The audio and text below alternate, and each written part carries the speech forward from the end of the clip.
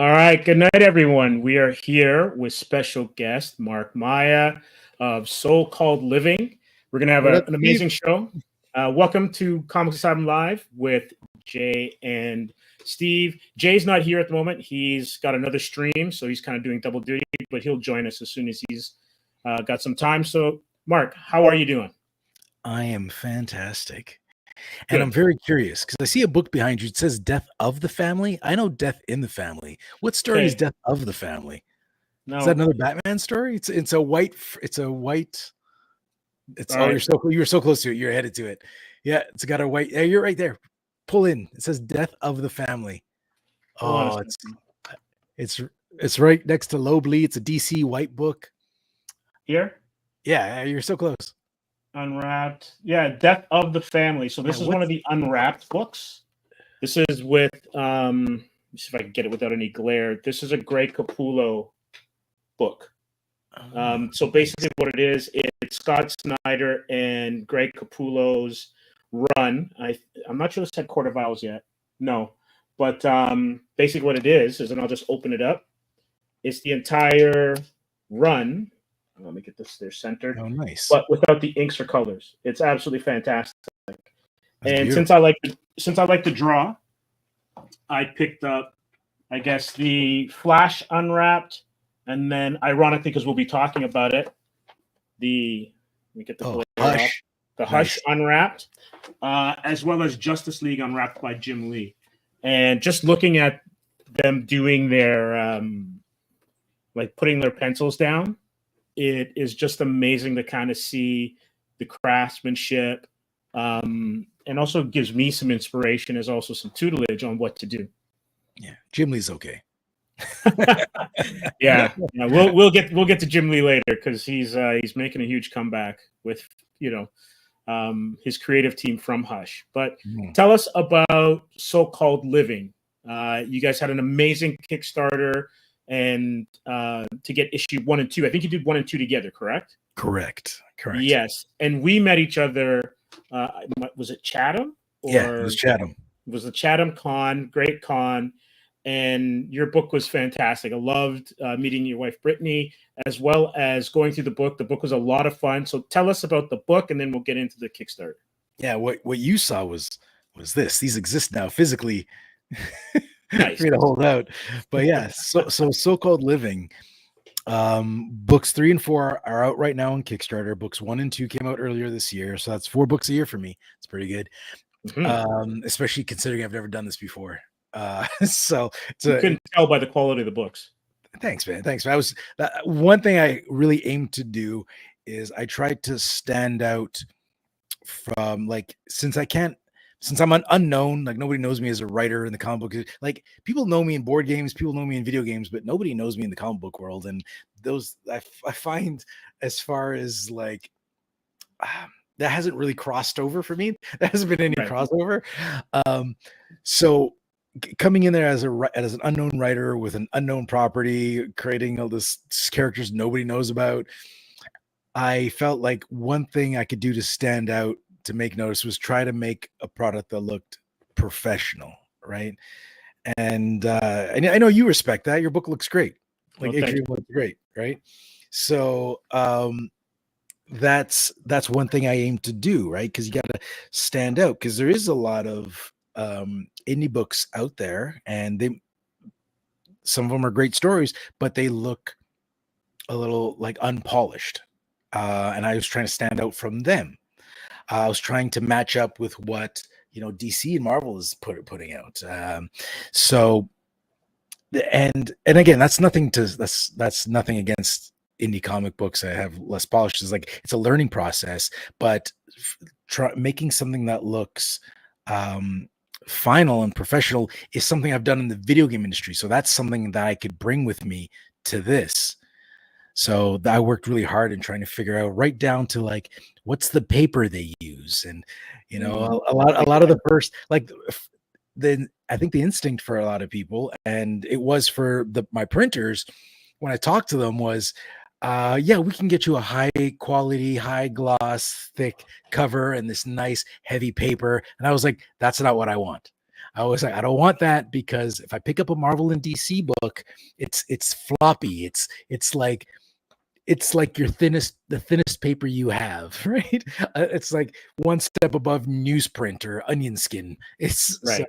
and I was like, I want the quality that matches what they have out. And since they're mass producing things, they're going for a lower grade paper stock. And I was like, that's what I want, not because I want to be cheap, because I want to be like them. And ironically, to be like the professionals is to lower your paper quality, because if you up it, then you stand out, then you look like one of these special editions, which is Right. fun for when you do a special edition. Like when I did these two, this is a thicker stock matte cover Mhm. that you have up on screen now. And I did that because it was a special limited edition. Like there's only 500 of these and then they're gone. So, but as far as so-called living the story, which is probably what you meant when you asked me to tell you what so-called living is, and these are also a thicker stock, high gloss. So these are Right. shiny or sex pot editions, but this is for books 1 and 2. Mhm. Anyways, so so-called living books 1 and 2 established Jack as, that's the guy right there in the middle, establishes him as the main character, and it establishes his situation, which is Jack gets turned into a vampire, and he's got to learn to adapt to this new way of living. And you got to know that Jack's world is like ours, except for one major difference. Monsters exist and everybody knows they exist. Vampires, werewolves, zombies, they're all common day. So you could be sitting next on the bus next to a werewolf and you know they're werewolves. It's okay, because like society's just grown up with these people. That's, we've evolved as one, so it's fine. And so that's the world we're in. It's where I like to catchphrase it as, it's where the extraordinary is ordinary. Right. And so Jack is learning to adapt this new way of living as a vampire. And in the beginning, his problems are menial, like, but well, big for him, because like he can't get, his first problem is he can't get into his apartment, because rule number 1 for being a vampire, you can't be invited in. If you have to be Right. to get in, you have to be invited in. So since nobody's there to invite him into his own apartment, into his apartment complex, he's homeless. He can't get into his own apartment. Um, so once you're a vampire, you're on the outside until somebody invites you in. Right. And so that's his first problem. And then, issue 2 starts with him waking up and coming across other problems, like he can't be in the sun or he'll catch on fire, right? What does he eat? There's small issues at first, right? Because issue 1 establishes his situation. Issue 2 gives you an idea of like the problems he's dealing with on kind of like this very kind of like funny, almost slapstick like way, as he calls on his friends for help and they're idiots. So, but in the background, there's a side story happening of like the mob, and they're not funny people. Like they're very serious people, and they got wind of this new baby vampire, and they're very interested, not in a good way. So they set out to find Jack. So that's kind of all established in the first book, and then once we get to books 3 and 4, which is on Kickstarter now, um, then we start laying down the groundwork for the bigger story. So Mhm. we've seen Jack get turned. We see what he's dealing with, and now there's still a little bit of what he's dealing with, but now it's not so much the focus. And now we see more of the mob, which is these angry gentlemen that you just had up on screen. You see more of them, and you get more of a peek into their world. And one of the things I want to do uh, with so-called living is when you're reading about the mob, then you're in their world, and it's not jokey, it's not funny, there's nothing slapstick comedy about it. They're very serious people, and their drama is very real, their violence is very real, their anger is intense. And then when you go on the flip side, you go to Jack, and he's a little more loosey goosey. It's kind of like the cast of Friends over here on one end, and the Sopranos on the other end, and the cast of Friends is being hunted down by the cast of Sopranos. So one thing when I write for these guys, I want the reader to feel like when they're reading with Jack, they're in Jack's world, so everything's a little sarcastic, it's a little funny, and he's really taken serious because everything's light. There's no serious issues for Jack. Even being turned into a vampire is like, it's a big inconvenience, but it's not like a world changing. Well, it is world changing, but it's not terrible. Like, he's like, this is just sucks, but I'll deal with it. That's his issue. That's how he is. But then, yeah, when you go to the mob guys, they're like, right here, I give you 3 clips. Here's a sample of like 3 pages, and they're very intense individuals. And so when you're with them, and you really get to see that in issue 4, when you're with them, it's a totally different vibe. And I wanted the vibe of the comic book to switch with the group you're in. I didn't want to feel like it was the same voice coming out of every different body that you see, and that was very important to me. No, and it looks great. I'm just going to have I'm going to put up a comment here.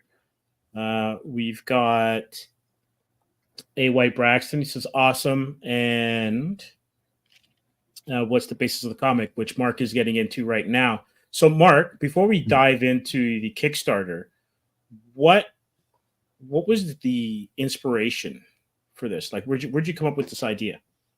Well, I've always, like, I like the idea of monsters and vampires and werewolves, and like, I love zombie movies, I love horror movies, right?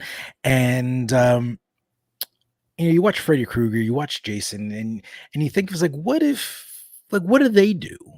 What do these monsters do? Like, they can't be angry all the time. They can't be like you always see them, they're killing, right? They're at their worst. Just 2 hours of them just like, you just chaos. But if they lived forever, what do they do? Like, what do they do in their downtime? They just sit there and chill. It seems kind of boring. They got to do something. So that's what this is kind of like.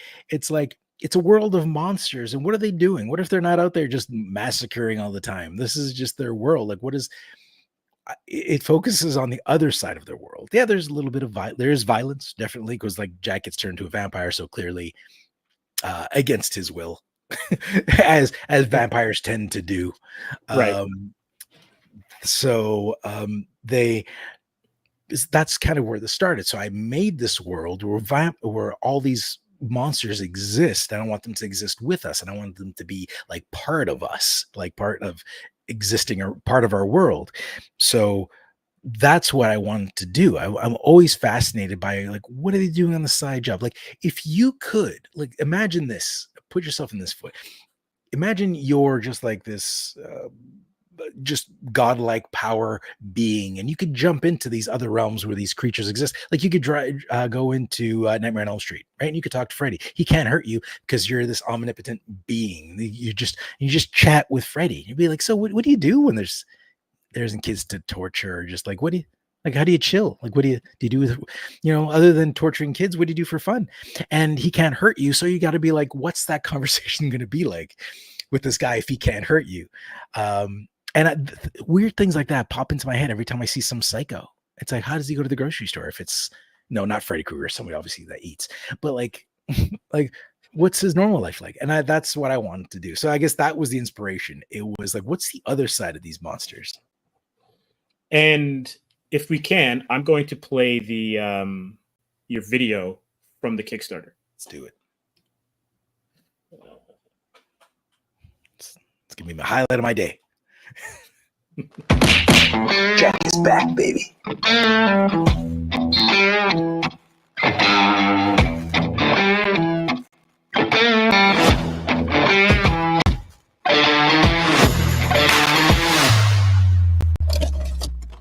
If you're a fan or were even moderately entertained by So-Called Living books 1 and 2, then you're going to love books 3 and 4. This time around, we've got more action, more laughs, and more of these guys who are not to be trifled with.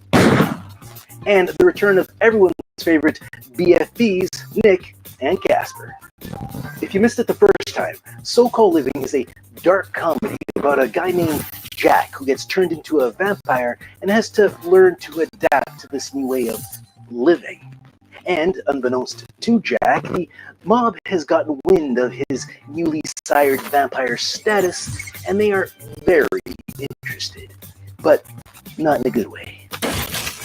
Books 3 and 4 also introduce some new characters that will play a pivotal role in our evolving storyline, some of which are sure to become fan favorites. Who's Jenny? But you know what the best part is? Marco Leone is back.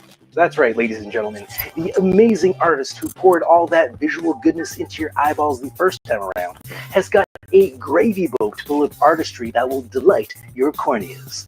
A ladle of... Okay, enough with the food metaphors. We get it. Marco's good, and we're lucky to have him. Just say that.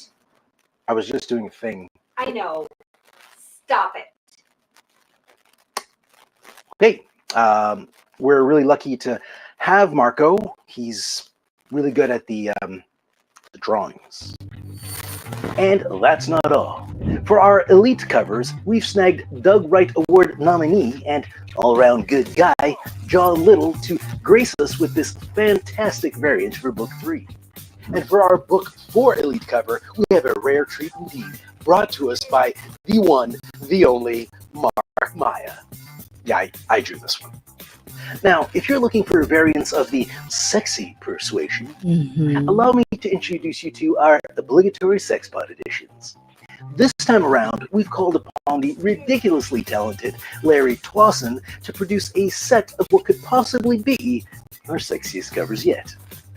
And for our returning backers who joined the Blood Bunny colony the first time around, check your email for a special deal exclusive to you. Now, if you haven't joined the colony yet, we've got you covered. These adorable keychains are up for grabs yet again. By picking one up, you will be automatically inducted into the Blood Bunny colony, which unlocks special deals on all future so-called living Kickstarters. But most importantly, you need to know that without you, none of this would have been possible. And for that, I am forever grateful. Thank you.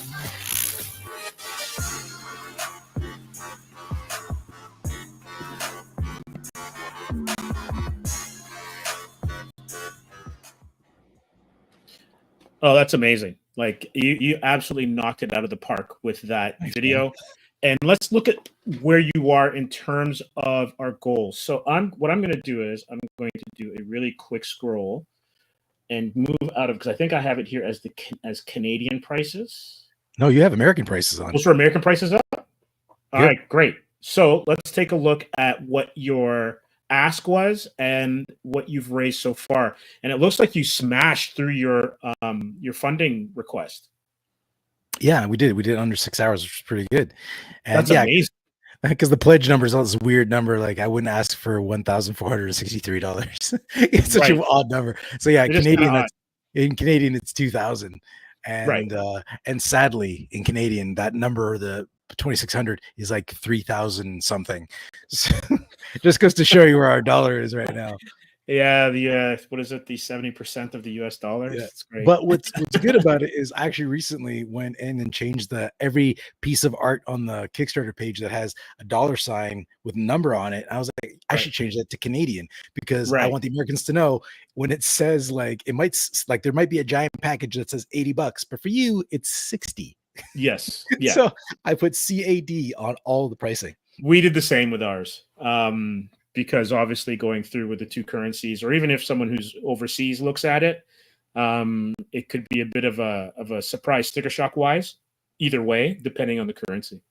Yeah, and this thing is like when you see the Canadian price, I hope the American viewers understand you're getting a great deal. Oh, absolutely. Because the dollar exchange is just crazy. And you've got 56 backers. There's 21 days to go. Everyone, support this. These guys are great. Mark and Brittany have done a great job. They have assembled a great team, and you're going to get some great stuff in these tiers. So if you want, let's go down to, let me hit the menu. Let's see if I can find it here. I just realized that my Kickstarter photo is me smoking a cigar in Cuba. Oh, okay. That's not too bad. I made this Kickstarter account years ago because I got 175 backed projects. So I've backed a lot of projects. That's a lot. So let's see. We have got all original pledges for books 1 and 2. So it looks here like you've got some bundles, some PDF bundles. Yeah. So, actually, these are the physicals with the PDFs. And the reason I don't have just the digitals available for books 1 and 2 here is because you can get digital. The issue 1 digital is free on Global Comics. So you can check it out there. And it's currently available there if you have a subscription, or you can buy it there. I think you need a subscription to buy it there. I'm not sure. I just recently released it on like book 2 on Global Comics. And I'm not exactly sure how their pay system works yet. I'm still figuring that out. So see if you can explain this to me, because sure, when you have multiple books on Global Comics, are you able to make each book free to a certain extent, that so all of them aren't like, say, a 9-page preview, or able to do all of book 1 and then 5 pages of book 2? Were you able to do that? Yeah, you can go in and set each individual page. So book 1 is completely free, and the first, I think, 10 pages of book 2 are free. So you can go in and read some, and if you want to continue, you can like pay to get the rest of the book. So that's why I don't have them here, because they're available digitally elsewhere. And pretty cost effective, because like the first one's free. So that's why I didn't put those on here. And actually, there's a late pledge still open for the original Kickstarter, so you can still go through there and get it if you want as well. But it's actually a better deal. I have some catch-up packages, which you'll see. It's actually a better deal to get it through here, because you get a discount if you buy 1, 2, 3, and 4. That makes total sense. So you've got the Blood Bunny keychain. Yep, that's our membership keychain. Sweet. So that's the so yeah, these are just additional pledges, which we'll cover when we get there. But the Blood Bunny keychain, actually, Jamie Reel is in the chat. He was waving. He designed this original bunny, and hey Jamie, how are you? So well, that was me saying Jamie, so he's right above that one. But oh, there he is. Yeah, there he is. Yeah, so that was him waving. So he drew this original bunny back when we were going to work on the project together. Oh, I was trying to get Jamie to work on the project with me. Then Jamie realized his, living his life was probably more important than working on my comic book. So, anyways, but I dug up this bunny he did, and I had like a really low res version of it, so I had to like recreate it in Illustrator. And I recreated it in such a way I had to thicken some of the lines so I could give it to Brittany, who we've got a laser cutting machine, and she makes these at home. So we make these in our house, like 2 floors up. Very cool. These are being made. And the benefit for that, it's not just an $8 keychain. You become inducted into the Blood Bunny colony. That's why it says official member. And what does that do? What does that give you? What does the Blood Bunny membership give you?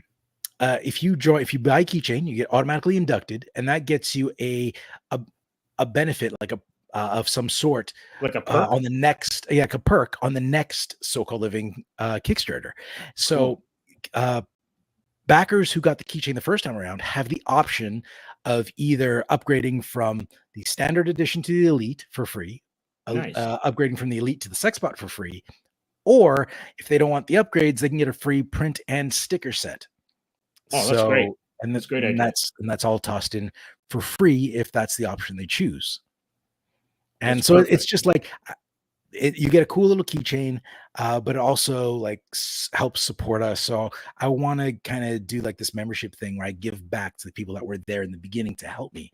So if you back it now, you won't get a benefit on this Kickstarter, but you get a benefit on the next one. And since I plan on continuously having So-Called Living Kickstarters coming out for one thing or another, even after the story's done after 8, I want to have more so-called, like the story will continue. Right. So I want to be able to apply that. That's awesome. I'm just going to go to some of the comments here. Sure. Bernie, great to see you. Hello, guys. How are you this evening? We're great. No complaints whatsoever. We have Mr. Wonderful. Did Mega J shave and change his name? No, Mega J is doing double duty tonight. He will be joining us later. We have Mark with us, who is the co-creator, co-writer, would you say? No, I'm writer, creator. Marco is the artist, so we're very separated. Okay, so Mark is the creator and writer of So-Called Living, a fantastic kind of like horror comedy comic book that he kickstarted, and he is now has another Kickstarter for issues 3 and 4 that we're just going through right now. And James says, all is fantastic, first time Comics Asylum visit and full-time SLC supporter. Well, James, welcome. Pleasure to have you here. Bernie, Curious, last time I was here in chat, you were talking about the new Batman with the big black axe-looking logo. What's the deal with two different #1 comics having two different covers? You know what? I bought mine today too. We will get to this because this book is insane.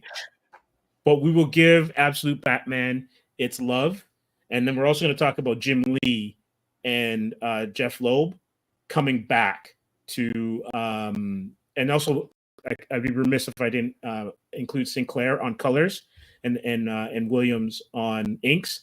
They're going to be doing a new Batman story. And then J-Man, hey guys, I can't stay. Just giving a thumbs up. J-Man, I saw your review. 9 out of 10. You guys got to check out J-Man's channel. It's off the chain. He does a lot of great comic book themed episodes and streams. And I'm not fully finished Absolute Batman yet, but J-Man, I'm with you. It reimagines Batman.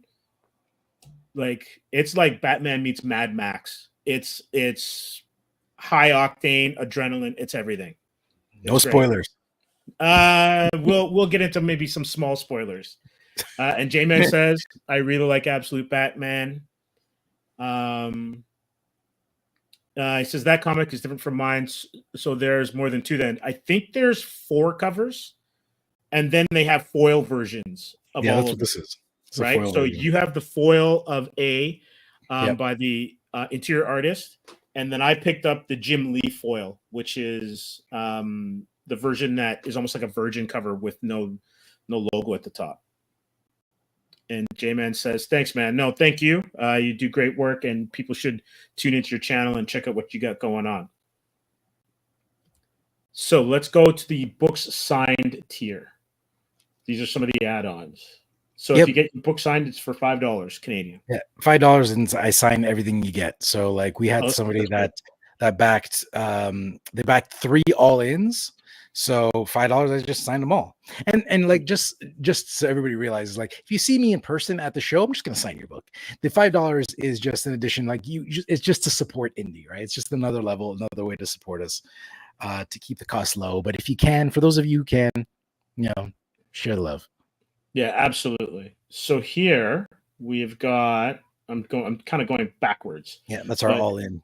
This is the all-in new stuff. So that gives you 1, 2, 3, so 3 and 4, everything PDF and all covers. Yeah. And this looks like an all-out kind of like a WWF. This one right here. The one with all the girls. That is actually the sexy version. If you go up, the standard cover is got right there. It's got the guy. Oh, you pass it. It's got the guys all brawling on issue 4. Oh, there we go. So there you go. You have your flip covers. There so I thought it would be funny for the sexy version if since it's a bunch of guys brawling on cover 4 of the standard edition. I was like, probably for the sex pot, it's all the girls in the club get into a scrap. So that was that.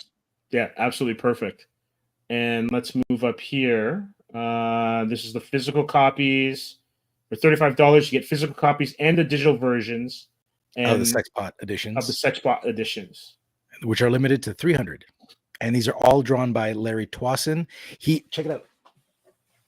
He draws these like traditionally.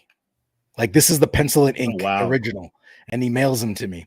So those are great. Beautiful. So and the other one is currently in the mail.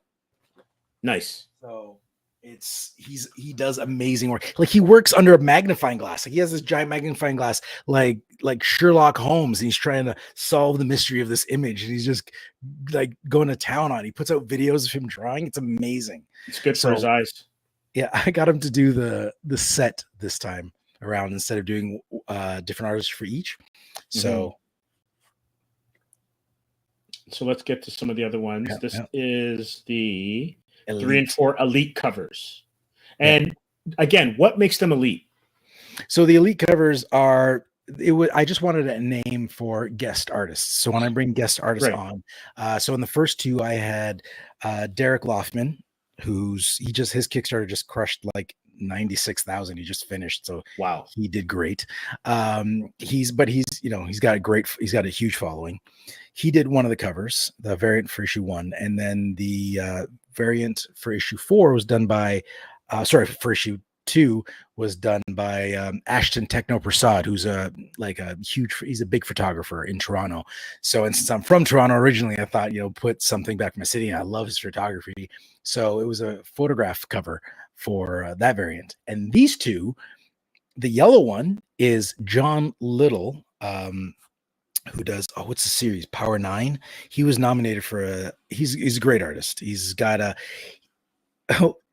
John has definitely got a style that's very John about him, and I've worked with him in the past. So I gave him the concept for this cover, as far as like I drew a triangle, and I was like, this is a glass, and I drew stick people coming out of it, and then drew it into a sea, and I like him pouring into a sea, and I was like, that's the idea. I was thinking, I was like, what do you think of that? He's like, oh, I like it, I'll go with it. And when he brought this back, I was like, it's such a John. It's got a John flavor to it. It's what I expected, so he nailed it, and so I liked it. I redid the logo to match his cover, because originally he just had the red logo, and I thought it didn't do his art justice. So I created this like photocopy version. And then the pink one with the bunnies is a 3-color cover that I did. Oh, nice. And so I decided I wanted to do, one cover, and I did something that was kind of paying homage to the Blood Bunny colonists. And so I just did a bunch of bunnies, because bunnies do play a part in our story. Yes, they do. Yeah, and it hasn't shown itself yet. It's there. It's just in the background, it's percolating, sizzling, and you can see the whole Kickstarter as you're scrolling through this. The whole perimeter of the page, you see bunny ears, bunny heads. Like that's the whole page is all bunnies in the background. So the idea is that there's this underlining bunny story, and that's kind of a bit of a mystery of like, what's with the bunnies? But there's the whole that they're not the main part of the story, but they are a global event that is taking place while Jack's story is happening. Right. Excellent. And we'll scroll up here to standard covers. Yeah. So these are going for $25. Yeah, these are the Marco Leone, the artist who did the interior, did the exterior, and I love his cover for number 4. That's my favorite piece from Marco so far. Hey, we got a guest. We're gonna welcome. He's finally been released from the bonds of duty. Oh my God! Welcome, Mega J. I don't know how this is possible. Apparently, I'm streaming in 2 different locations at the exact same time. I don't even know how that's possible. If you must have read Absolute DC, that's why, and that's all in. It's all in. It's all in, man. The freaking multiverse. I'm streaming in 2. I don't even know it's like. I don't even know if that works on terms of service. I don't know how that actually works, but apparently I am actually streaming in 2 different locations at the exact same time. Checking. Yeah, I'm still streaming on the other side. And I'm not even there anymore. I'm like, I've excused myself. I've literally excused myself from the other stream. And you know what? Bring up Mr. Wonderful's comment. Because he's actually the one who told me, Jay, are you streaming in 2 places at the same time? I'm like, what? What are you talking about? Read that. Mr. Wonderful at Mega J Retro, you were in 2 places at once. It was weird because I came here to watch you to find another one going. Look at you. I don't even. It's crazy. It's crazy. You know what it is. You're like Barry Allen from the Flash show. Yeah, your temporal remnants are running all over the place. Well done. I'm gonna run into one of them eventually. You know what I mean? He's gonna have the short beard. I'm gonna have the long beard. It's gonna be crazy. Anyway, thanks for having me, guys. Sorry for being late. It's all good. Glad you could join us. Super exciting. Mark, congratulations. Thank you very much. Amazing campaign. Oh my God. And you know what? The book looks great. Looks fabulous. Yes. I love the artwork. Your team has done an amazing job. I'm looking forward to it. So what are we talking about now? Halloween? No, just kidding. We're just going through some of the tiers. And Mark's been doing a great job just kind of getting us into what exactly so-called living is all about. And he's smashed through his totals already. I think they did it. You said it was in 6 hours, Mark? Yeah, less than 6 hours. Which is pretty good. That's amazing. Absolutely amazing. There was one tier we missed. I didn't even notice you scroll past it. Was the it's a catch-up package. So it's like where you can get books 1, 2, 3, and 4. The banner says save. So it's a big red banner. If you scroll fast, you'll see it. It's like one of those big ones, but it's red and it says save. Where is it? Where is it? The reviews are in. Yeah, because we did all this, so we must have. Original pledges. There it There we is. go. Yes. There it is. So this is the one where it's like books 1 to 4 catch-up packs. So it's like this is where you can get books 1, 2, 3, and 4 of whatever like cover set you want with all the digital versions as well. So you get the Right. digital and you get the physical all in one handy little package. And of those packages, last time I checked, the Sexpot one was the most popular. All right. Of That's the 1, great. 2, 3, and 4s. Yeah. That's great. I'm just going to go back to some of the comments. And Bernie, he actually is talking about Batman, and we're going to get to Absolute Batman for sure. So he said he picked up the foil version that just has a big black logo on it, and the one with a gray see-through screen and Batman standing, taking up the whole left side of the cover, looking in the distance at a building. Yeah, they had some great covers. I don't think I saw the one with the black logo, and I think that's basically his new chest plate that turns into an axe, like a brutal axe. But yeah, the foil ones I didn't expect, and some of them are absolutely stunning. James says John Little, FTW. For the win. Yeah, John's That's great. right. John Little's comic, The Salesman, is fantastic. Check it out if you can. Thanks for the plug there. Bernie says, understand, I haven't been in a comic book shop looking at comics in 23 years. Totally lost today. I was with all the new ones out there. Got a total of 5 comics. Hey, good for you. What were the other ones did you get? Did you get all 5 as Ultimate, as Absolute Batman? We'll see. And then Mega J, they finally let me go. LOL. Mr. I still don't know how it's even possible. I have no idea. It's crazy. Mr. Wonderful says he liked both streams, which is fun. Thanks. And then Bernie says Faker Travis. J, Thank you, Travis. Masters of the Universe style. Travis is the one who saved me, man. He's like, shouldn't you be on another stream? I'm like, oh crap, I should be. So Mark, you and I did the same thing today. I went to Gotham Central, which is in Mississauga, just outside of Toronto, and had a good chat with Clara and Carlos, who run the shop. Fantastic people. They run a great store, and it was RAM. Apparently, they had a surge of people when they opened at 11 to pick up issue 1 of Absolute Batman. Really? Yeah, like it was nuts. Because by the time I got there, which was like 1 o'clock, there were pockets on the shelf that were empty, and they were constantly refilling, the different covers. Oh, I lucked out. There was tons where I went, and I went late because I'm currently a little fun fact. I'm on painkillers right now because I came out of the hospital. I hurt my back, so I can't drive. So I can't drive, and that just happened this weekend. And so I had to wait for my wife to come back on break, so she drove me. So I was late. Usually I'm there at 10 when they open the door. Right. But yeah, she drove me there, and there was tons of. I was like, oh, Absolute Batman's finally out, so I just picked it up. But my favorite thing I picked up, that I'm very excited about. Look at this. Oh wow! Yeah, Yes, and it's like black pages. Oh sweet. So it's things heavy. It's intense. I love Mark Miller, man. So he's and I think that's Pepe Larraz on pencils. Yep. They both absolutely slapped on that book. Yep, for sure. So, and I have some of the single issues back. I've had a few holes, and it was annoying me that I never found them. And then when I saw that, I was like, "Take it, I'll take it." Big game is a great read for sure. Yep. So before we head over to talk about Batman, I want to show some of these covers, and I'm just going to go to the Gotham site, and let me just pull this up here. There we go. So this is cover A here. I'm still that.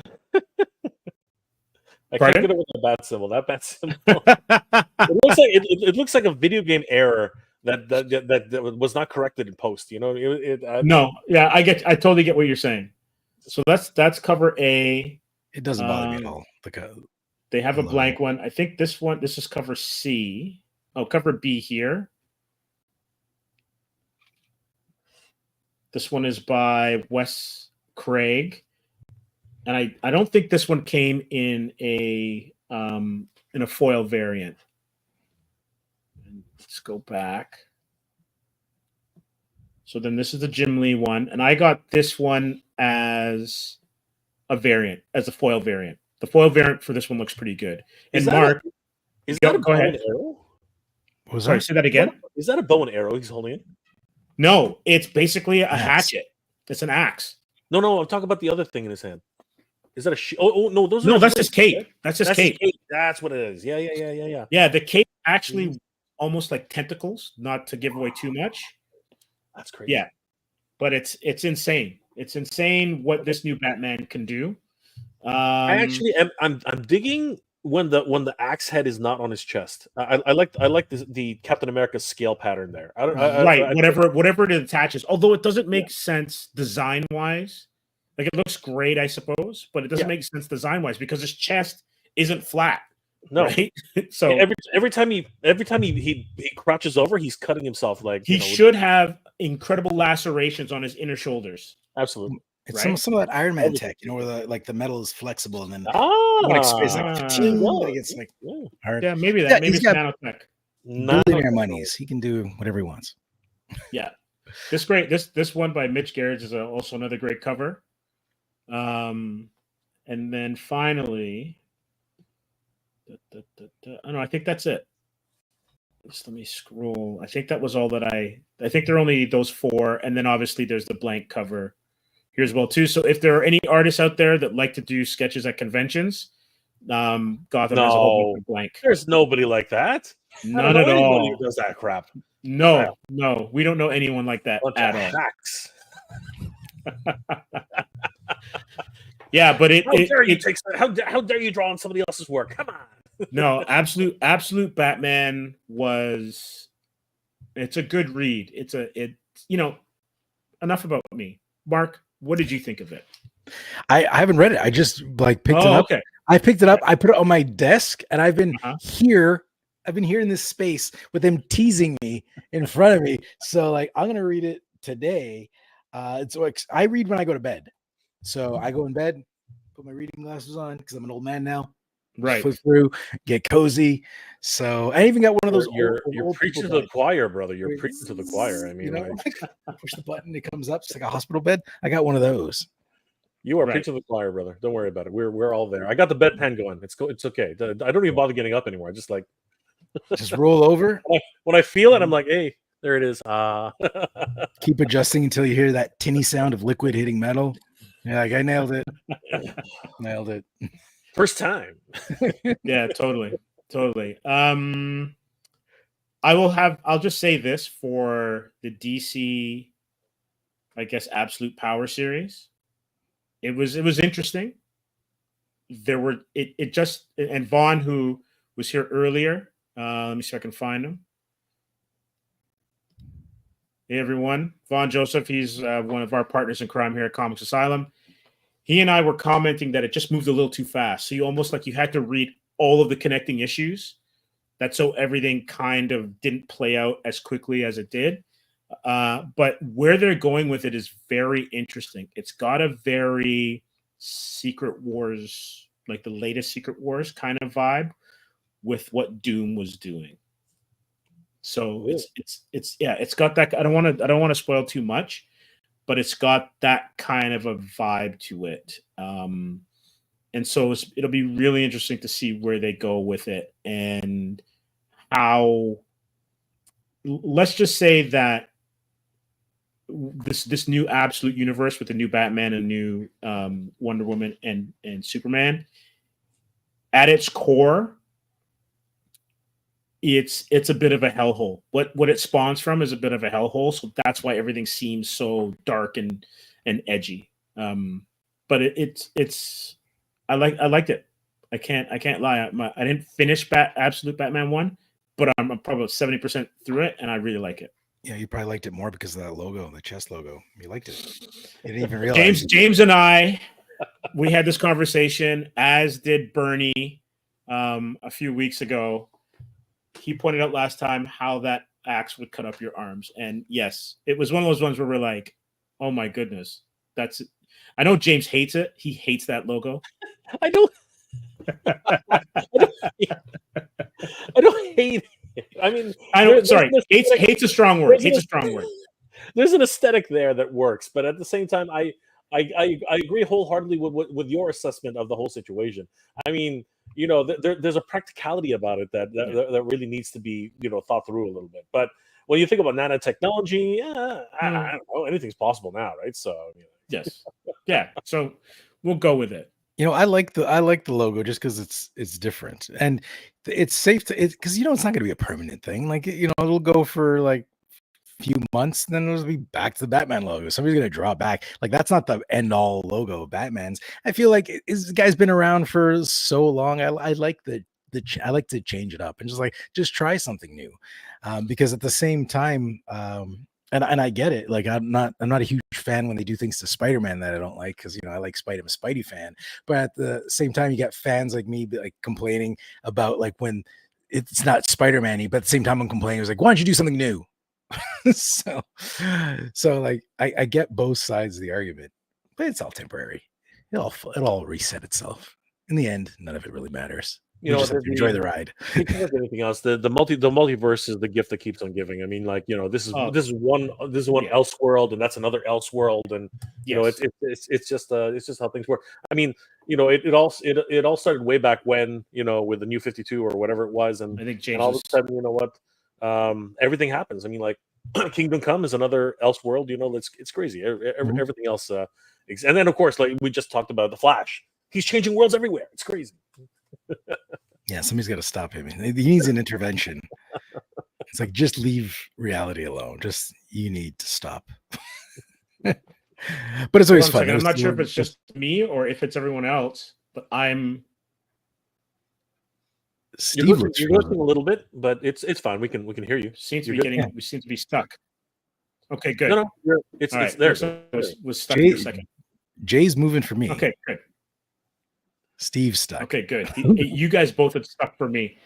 See, he was trapped in the multiverse. Steve was another plane of existence. No. He's gone. He's gone. Oh my God, there he is. He went HD again. It's awesome.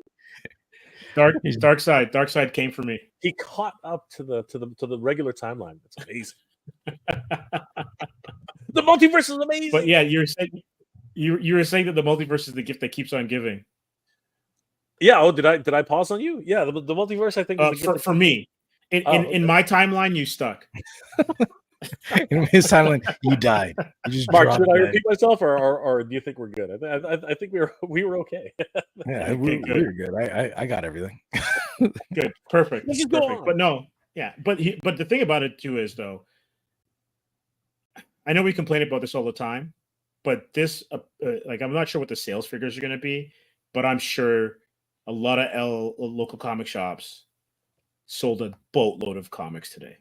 Not only just absolutes, but then anything else that was, maybe on someone's pull list or maybe not on someone's pull list. Because I was in Bernie got into a store for the first time in 23 years. Was there a lot of Bernie's helped to move around? I mean, come on. It took him 23 years to walk there. the man works. Come on. Were there any absolutes released today other than Batman? I was in and out fast today. Okay. No. So it's just Batman. I think Wonder Woman's in a couple of weeks, and then Superman is the last one. Yeah. Let me go back to some of the comments. Mike's Total Dragon channel. Absolute Batman was better than I thought it would be. I thought it would be all style and no substance. I was glad to be proven wrong. Yeah, it's a good read. It's definitely a good read. Okay. Yeah. Bernie Lomax pricey. The new Batman comic is $12.50. It was for one. I guess you may have bought one of the foils. Well, this foil is I guess it's $79. It's $7.99 American. So whatever that. Yeah, that's closer to what ours is. Yeah. Yeah, with taxes in and everything. Yeah. James says, "I hope I can get a copy of Abby Bats. You guys have convinced me." Yep. Run to your local comic shop. Vaughn says, "Hopefully 1 year of this universe, or it's not worth it." Well. I want a copy. I want a copy of So-Called Living.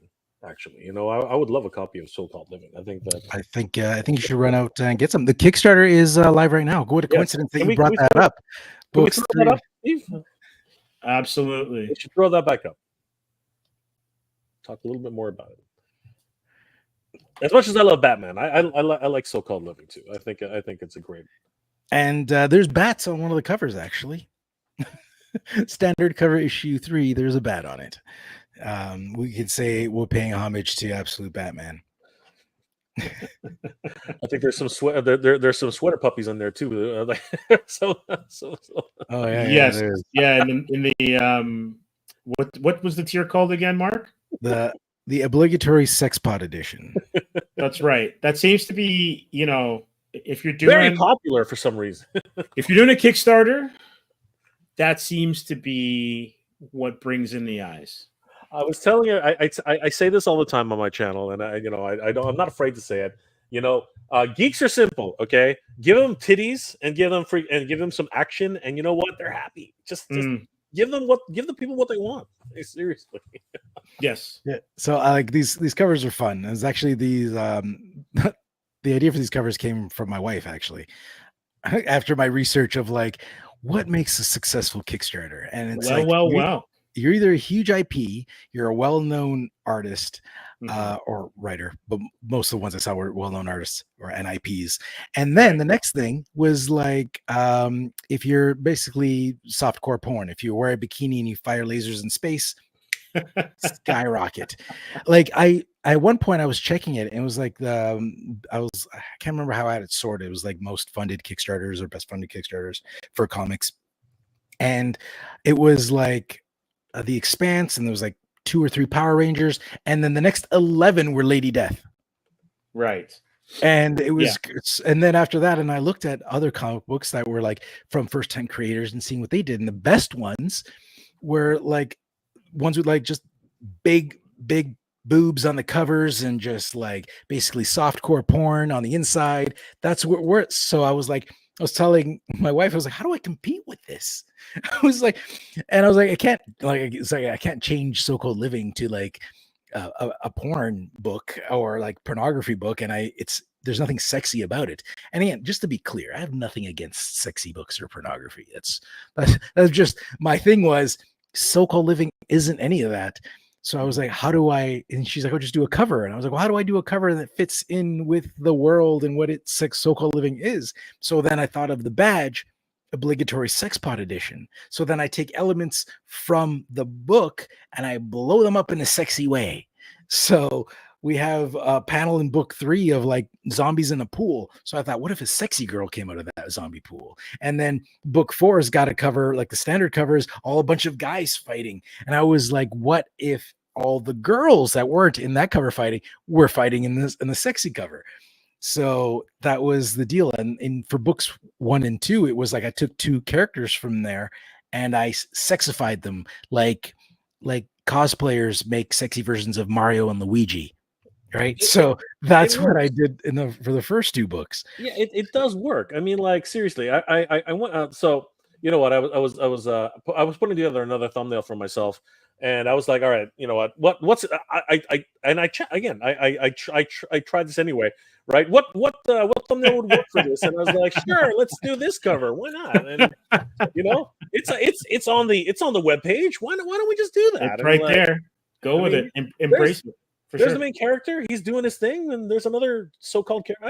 But you know what? At the end of the day, it's a lot of fun. It's just a little bit of beefcake, cheesecake. You know what I mean? It's all there, right? But sometimes you need So-Called Living is fun. It's a fun book. That's the key.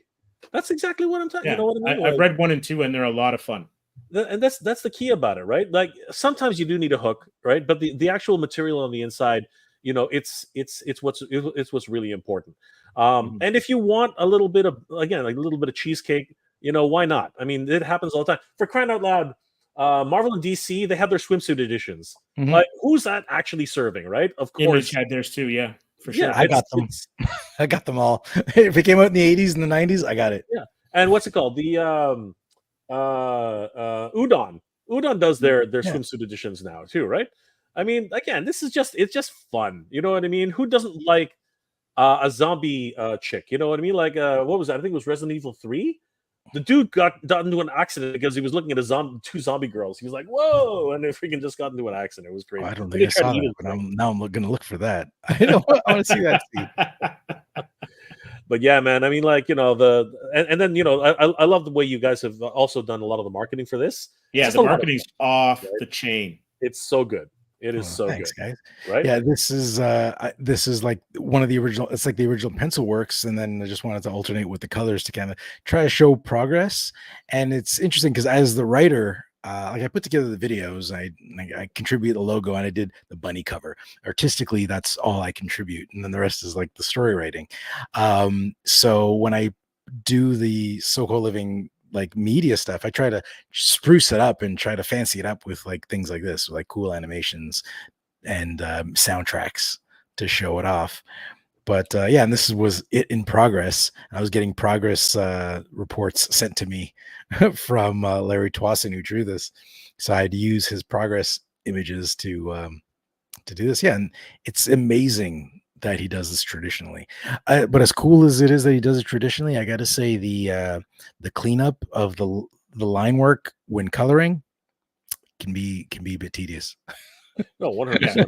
Like, Yeah, we- that's we- that's, we've that's all- part of the sauce, unfortunately. Yeah. and again, marketing.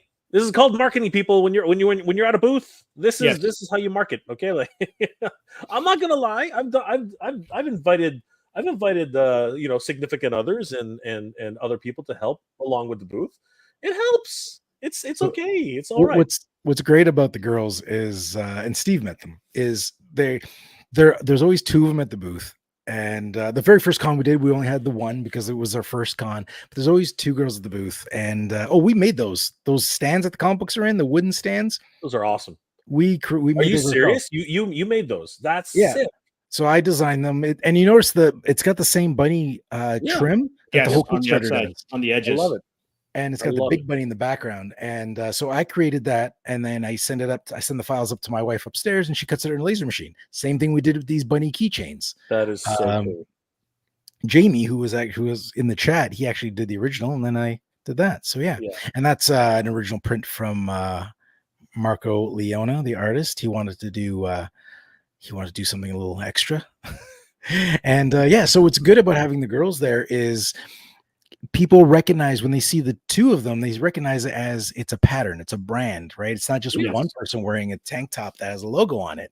So they have the ears, they have a shirt, they match. So when they're walking around separately on the floor, people are like, hey, I was at your booth, hey, I bought your book, hey, I did this thing. Like people recognize it, right? So through this whole process, and I did the same thing with my YouTube channel, my board game channel, trying to establish a brand. And hey, look at that. That seems familiar. Yeah. In London, Ontario. That's we were sat side by side. That's when right. we booked this date. Yep, with all of Kevin Eastman's fans in front of us, it was fantastic. Yeah, I heard you guys had quite the traffic. Actually, it was quite a thing. And did you guys do a lot of sketch covers for the TMNT? Or there's Ben Bishop. He does Turtles. Sorry, did we do a lot of what? Well, I guess it's more for Steve. Do you guys do a lot of sketch covers or any? No, we didn't do any sketch covers. No, no, not at London. Yeah, so and this worked out for me because London's where I live now, so it was just down the street. And it's actually just down the street from where our friend Jess lives, so it was very, very convenient for her. Oh, and there's our Kickstarter video. I also shared it on Instagram. Yeah. But yeah, and it was fun making these things, right? And I just want to get the word out as much as because I think So-Called Living is a great story. Like I really like So-Called Living. It's easy to read, like it's snappy, it's witty, and the art is amazing. Marco nailed it out of the park, and I think it'll surprise a lot of people when they read it, because I think people have certain expectations. I was actually talking to somebody yesterday, and they said that they thought vampires were done. Like, you know, everything to do with vampires are done. And then he was like, then I read your book and I was like, these vampires are different. Yeah. So he's like, maybe vampires aren't done. So, because yeah, they are different vampires. Because it answers the question, what do they do in their off time? So yeah, this is me trying to share, like, I put together the Kickstarter page. So I was like, I'll show some of that. So I'm trying to show as much as I can, but it's a fun process. And I want it to look as professional as possible. And I enjoy doing it, although it's it's taxing. And I think Yeah. everybody who wants to get into indie comics, as you guys know, it's a lot of work. It's a lot of work. So get ready. So, Mark, this is a question that I get asked a lot. So I'm going to throw it to you. What? This is a two-parter. What's the most unexpected part of doing a Kickstarter or / indie book, and how difficult was it? The most unexpected part. Good question, because I did a lot of homework before I get started, right? So like I tried to reduce my surprises as much as possible. But I guess what was unexpected was the how much it costs as a writer getting into comics. It's a lot more affordable. Like you pay in time. If you're an artist, it's a lot easier for an artist who doesn't write to put out a comic book than it is a writer who doesn't draw to put out a comic book. Now, I am an artist, but I'm not a sequential artist, so that's not my thing.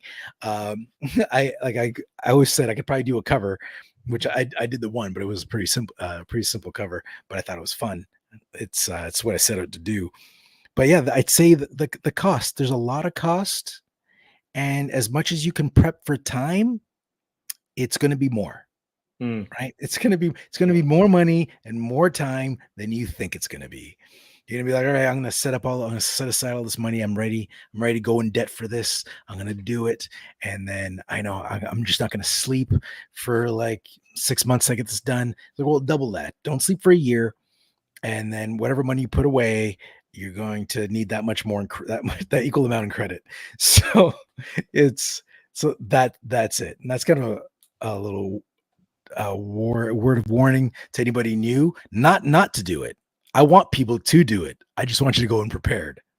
Yes. So yeah, that's 100%. And actually, no, here's the most surprising thing: how hard it is to get noticed.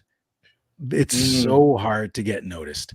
Yeah. And I'm I'm doing these videos. I'm doing I'm trying to do social branding, and I thought I could help because I have a board game channel that's got like close to 17,000 subs, and I thought maybe I can use that, but there's very little crossover, and I don't want to push on them, so I don't I don't promote so-called living on that channel. I tried in the beginning, maybe a story here and there, but I don't want to alienate the people who come there for board games. They come there for board games, so I don't want to be pushing this other thing on them.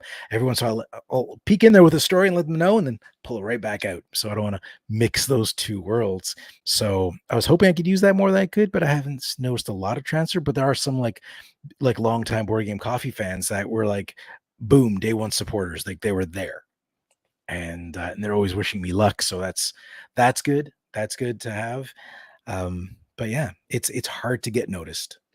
But I would say that you have been noticed because you are one of Kickstarter's projects that they love. Like you got the badge. I did. I got it twice. I was so happy. I was kind of disappointed for a while because I got the first one way before the Kickstarter went live. But at the same time, I was going to launch in November last year, and I was like, that's bad timing. So I waited till March. So the Kickstarter sat there in like project coming soon for like 5 or 6 months, right? It sat there. So it had a following of like 180 something followers. And I was like, that's great. This time I had like 82 followers or something like that, but it was on for a lot less time. Like the Kickstarter page was up for like two months, maybe 2.5 months. And so it wasn't up there as long. And so I had a lot of time to build traction the first time around. And so, but this time now I knew what I was doing. It's just I just hit it, ran with it. Like right now I'm still doing the I'm fixing the lettering, and I got to send things off to the printers, but like the lettering's done, the coloring's done, all that's done. But there's probably a few tweaks here and there. But since I had so much extra time for the other Kickstarter, everything was tweaked, everything was done because I held off. And I had that extra time. So I was like, well, might as well get these books as done as possible. So they were done. So I had a lot of stuff to show. That's why in the video, you see some black and white pages. Because when I put the video together, they weren't colored yet. Yeah. No, that makes total sense. Right. The one thing that you want to try to do when you're doing these kind of projects is you don't want to have your backers waiting for like half a year, sometimes a year. Like you hear some horror stories. And so you want your book to be, or whatever project you're working on, to be as close to being finished. Like I know Mega J, when you did Flip War, it's a bit of a different story because like production on a toy is completely different, right? There's so many different variables. I mean, like the overhead is exponentially larger. You know, and then there are the hidden costs that you don't realize until like you know, things actually start happening. I mean, coming from the printing industry, all of us, right? We sort of know where our margins are, where our wiggle room is. That was an unknown variable with like action figures, because action figures is not my world. It is now, but it wasn't then. And you know, now knowing coming from the inside looking out, it's like, wow, we were lucky to actually get the money we did, because like it's literally, I just mentioned it in previous live stream. It's like a cheetah running after you. You think you have a lot of money, but the cheetah keeps chasing after what money you have, and then by the end of it, you're like, geez, if I have $1,000 left over, I'll be happy. Like, it's crazy. Yeah, and like Absolutely. I've told this to the artist. Actually, had Jamie did one of our Sex Pot covers. He's in the chat. He did one of our Sex Pot covers for the first Kickstarter, and he did the one for book 2, the one with the waitress. And I was telling him the other day we had lunch, and I said, you know, you've made more money on this book than I have. And that's true for all the artists, because all the artists got paid. And you know, you try to make as much back as you can on Kickstarter to like cover print costs, and then you have tables, and then you try to make your table, and then after that you can start calculating how much you make. Assume you don't count the food and your place you stay if you had to stay somewhere, right? Like the whole thing, if you really get into the weeds, it's a little depressing, but the love for it's there, and then you want to try to make a brand, establish a brand, and do a thing. So you got to do it for the love. Don't do it for the money, right? And if you love it enough, hopefully the money will come, right? And the money hopefully will come to keep you doing it, right? But the love is what's got to fuel it. Yeah, for sure. And so the thing about doing a physical comic book is that you have to figure out your printing, right? So we got a question here from Vaughn. What was your minimum print run? My minimum print run for So-Called Living, I went big. For each issue, so let's say it's the same for each issue. So for issue 1, I had 2,000 comics made, 1,200 standard editions, 500 elite editions, 300 Sexpot editions. Right. And if I ever sell out of the standards, I'll reprint the standards, but the elites and the Sexpots are done. Maybe they'll pop up again as a print or something in the future, but once they're done, they're done. They're like a limited edition run thing. So that's that. But that's what I did. So I did 2,000 of each, and I did offset printing. I didn't do digital because I was trying to get my costs down as much as possible. So if you do a bunch, so I'm in it for the long run. So I committed to that. Yeah, Jay, you were going to say something. Yeah, give me 1 second. I'm just gonna let these guys leave because apparently they're signing off. So give me a second. Yeah. All right. Well, so while you're doing that, I'm gonna get to some more of the. I came back to say goodbye because I know you guys are signing off. So. Here's Mega J doing double duty. So Bernie says laser space death porn comic. Interesting. Can I find this in a comic shop? Everybody's got to go. I just wanted to say goodbye. Laser Space Death Porn comic. You would probably find that on Kickstarter right now. Probably wouldn't be hard. I'll give you 2 minutes. Or maybe Mark, this is what you do after So-Called Living. Yeah, that's the next title. I'll write that down. Yeah. James says Marco's art style is a perfect fit for the SCL story. Tip of the hat to the layout and design of the Kickstarter itself. Fantastic job marketing the book. Definitely supports the content and the quality. And marketing goes a long way. That's like why when you see a film and its budget is, 300 million and 150 million is like on advertising, like it's necessary, especially to cut through all the noise because there's so much product out there, especially on Kickstarter. And then as an indie, you're trying to beat Marvel and DC's marketing arm, Image's marketing arm, Boom's marketing arm, and then whatever else is on Kickstarter. Like there's so much noise out there. So as you said before, Mark, getting noticed is Herculean, and you guys are doing a great job with your marketing strategy. Oh, thank you. Yeah, and right now the strategy is try to get in front of as many people as possible. But yeah, oh, you know what's cool? It was a cool marketing thing which I enjoyed doing, which I don't think probably a lot didn't come from it, but it was probably my most fun marketing thing to do. Was I have this I believe it might be on the Instagram page, but there's this ad I put out. It's like an animated little video. It's a picture animated photo of there's a girl in a subway. She's holding it up and she's reading the comic.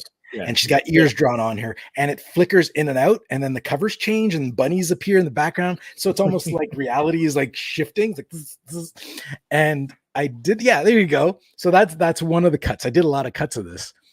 So like different panel sizes, but yeah, it's got a cool track behind it, and the ears are drawn on, and everything's kind of like, it's got the very Spider-Verse type of like yes. And after I did that, I was like, it's very Spider-Verse. There was one thing I put out, actually used a song from the Spider-Verse to go with it, but that wasn't my goal. I was like, I want something that's a little like glitchy. And then when I did it, I was like, oh, that kind of looks Spider-Verse-y. So I had this on Times Square on the side of a building for 15 seconds. Oh, wow. What? Yeah. So it was wow. It was huge because you could see they have a street view cam and you could see it. So I have a video of that somewhere, but So it was on it for 15 seconds. How did you rock that? How did you manage that? That's amazing. Here's a little tip. You can do it right now if you want. It costs $50 for this service. And these guys have this business plan where they have this huge sign. It's on the side of a building. It's right on the corner, right in Times Square. There's this giant sign. And it's like it's bigger than your house. And for $50, you get 15 seconds and you pick your time slot and you submit your work. They'll approve it and they put it up. That is so awesome. That is incredible. That is incredible. So it's great. I can't remember what it's called, but it's an app. You download an app and you do it all through the app. That's amazing. And it's super easy. They just walk you through some steps like submit your photo, do this, pick your time slot, and you're good to go. It's as easy as booking like somebody on Calendly. Like it's so simple. Cool. And it's 15 seconds, one shot, and done, right? Yeah. 15 seconds, one shot, done. $50. If you want, you can get like back-to-back slots or whatever and just pay, and just the more you pay, the more you show up. But I was like, I just have to do this. I have to do this. And they'll send you a video of it playing on their thing. But again, a very skeptical person. I was like, is that real? So I found my own Street View cam that's not associated with them. And I was like, oh, you can see it. It's like, it's there. It's on that building over there. So it's cool, man. And that was awesome. Then I sent it. This is Brianna. I've known Brianna since she was born. That's the girl in this photo. And I sent her the video. I was like, you're famous. You're in Times Square. And she was like, that's so awesome. That is awesome. Yeah. So she can brag to her friends. That's how that works. Actually, she's there's a show going on in Newmarket. Steve, are you gonna be there? It's Wayside. Yeah, you gonna be there? Yeah. I'll see you there. Brianna, this girl here, she's gonna be substitute. It's gonna be her and my wife are gonna be our bunny girls. The booth babes. Well, it's funny because she saw the photos of the other cons, and it was like my wife and my friend Jess, and they were dressed as bunnies, and she saw it and she's like, I thought you were gonna ask me to do the table. She seemed so disappointed, and I was like, no. I was like, those were all like in or around London. She's in Toronto, like she still lives in Toronto. So I was like, we weren't there, and I was like, I wasn't gonna ask you to come all the way to London to do a show. So she's like, oh, okay. I was like, next time we do one in Toronto or close by, we'll ask you. So we're driving right through to Toronto. We're driving right through Toronto to go to Newmarket. So I thought, all right, let's we'll ask her if she wants to go, and she's in. So sweet. That's in, is it no October? Yeah, 27th. Which show is it? Which is it? Which Newmarket? Wayside. So basically, it's a comic book store, and I think it's like in like I don't want to say like a beer market, but it's kind of got that kind of it's a brewery or something like that. And so they're having a few artists up. I think, like obviously Mark and I'll be there, as well as some others. And they're having a one-day show, and I think they're also serving food. What as well too? What did you say? They're serving food. Are you serious? Do you guys know Conrad from Wednesday Night Reviews?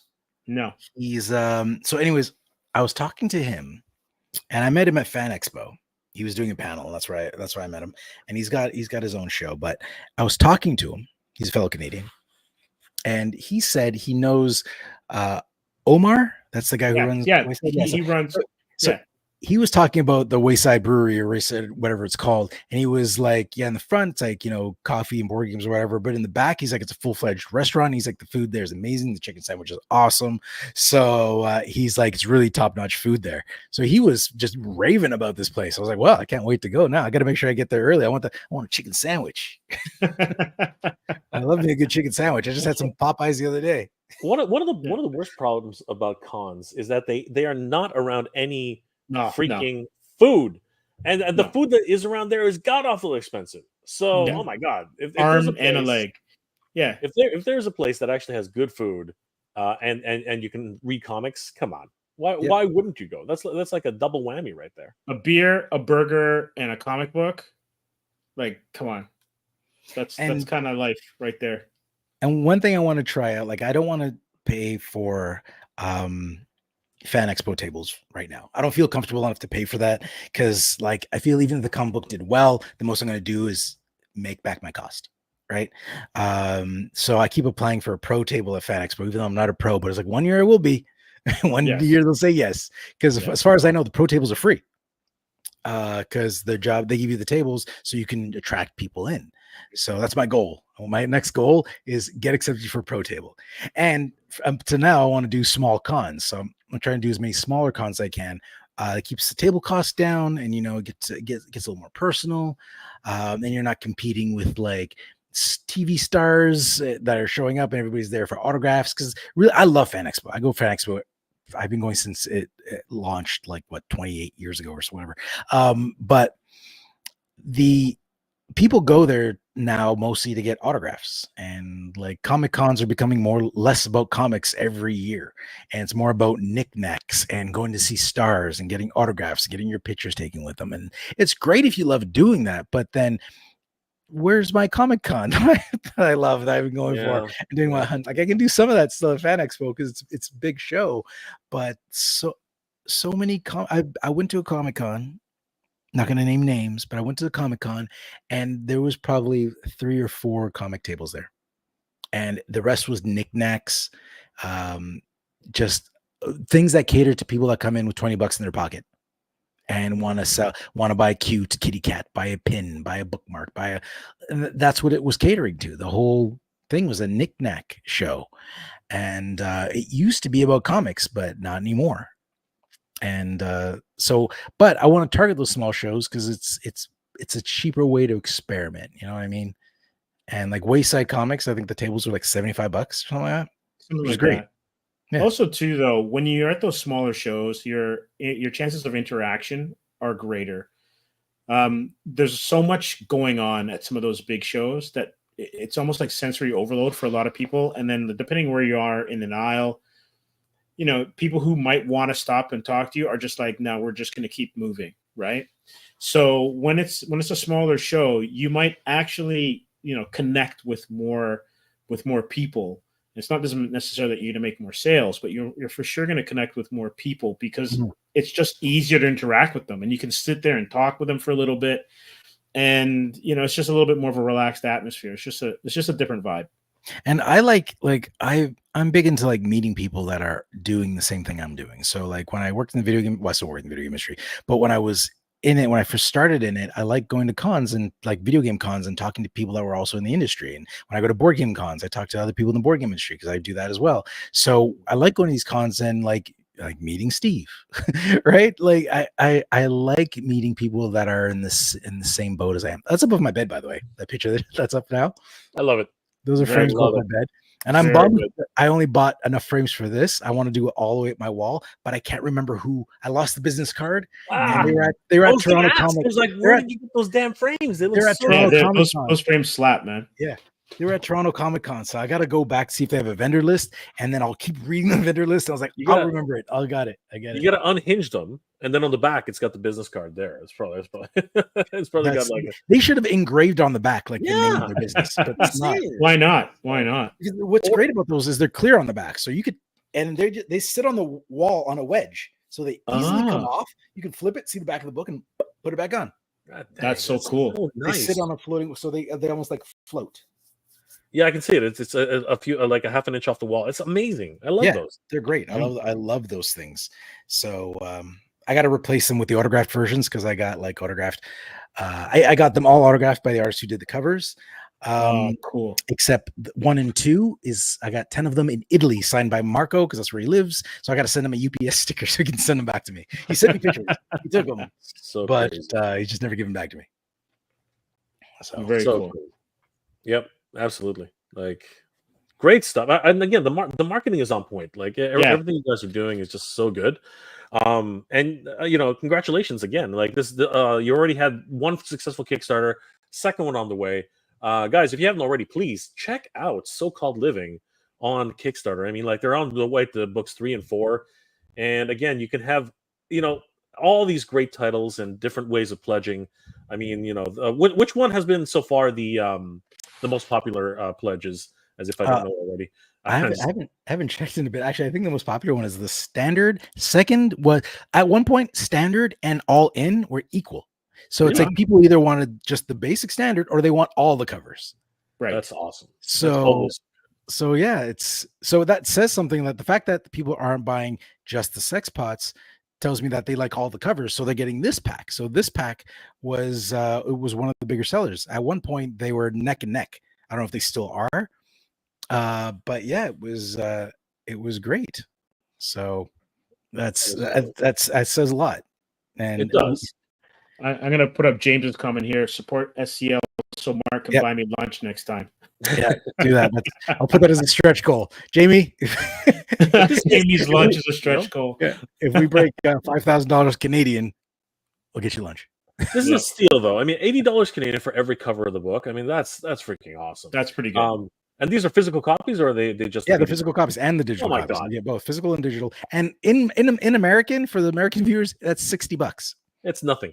Yeah, and it is literally nothing. Like and shipping is really cheap. It's just $12 Canadian to ship to the States anywhere, and that's for all you can get. I think you can get up to 12 covers, and $12 will cover it anywhere in the States. Amazing. And that's Canadian, so that's like $10 American. So cool. Incredible. I mean, look at this. So much great work here. I love the style. I love the energy. I think that's really what's really getting me on these books. Like, and it's vibrant too, right? Like there's it's so like the images pop the way the colors are. It's really eye catching. Yeah. I'm looking forward to getting some feedback on my bunny cover because it's funny that of all the covers here, that cover has gotten most of the comments. Or like people comment about the sexy covers all the time, but I get so many covers of people like, I really like the bunnies. I get like that's been the most popular cover, which is great. Yeah, there's the bunny covers, and that was I didn't realize. I knew I was going to draw a cover at some point. I didn't think it was going to be this one. Something happened with the other lead cover. So I was like, well, I got to put my bootstraps on and figure out what I'm going to do. So I drew a bunch of bunnies, kind of loosely based on Jamie's style. And I was like, oh, if I'm going to do it like Jamie's, I'm going to do it like 3 colors. I want to just like, at first it was just black and white. I was like, I'm just going to do 1 color. And I was like, oh, I want a color that pops. And then the logo was a little black and white. I was like, I want another color. So I was like, I'm going to keep it down to 3 colors. So it's just black, pink, and blue. Right, white is the paper, so I wanted to do kind of a stylized treatment to it. Just great. I mean, like honestly, this I do love the bunny cover as well, and I think it's just because it's different. You know, it's something like, and it catches people's attention no matter which way you swing, right? Like whether or not you're into action, whether you're not into comedy, whether you're not into that number 4 sex pod is killer though. That number 4 sex pod edition is just like the detail in that is there's crazy. A lot of drawing in there. There's so much going on in there. A lot of action in there. A lot of detail. And again, I think I was talking to somebody the other day about photography. And sorry about that. I think I was talking to somebody about photography and how difficult it is to actually get like more than the 6 people in a room and not get lost in it. You know what I mean? Yeah. And really clearly you can see everybody in here. And I think there's one dude in there or something like that, but he's like smoking. I don't know what it was, but it's just a wonderful, composition all in all. And then you put in the the 3D logo, and it's perfect. You know, it's a wonderful composition. Oh, I don't know if I showed you this, or I don't know, Jay, if you were here for this, or if I even showed this. No, he didn't see it.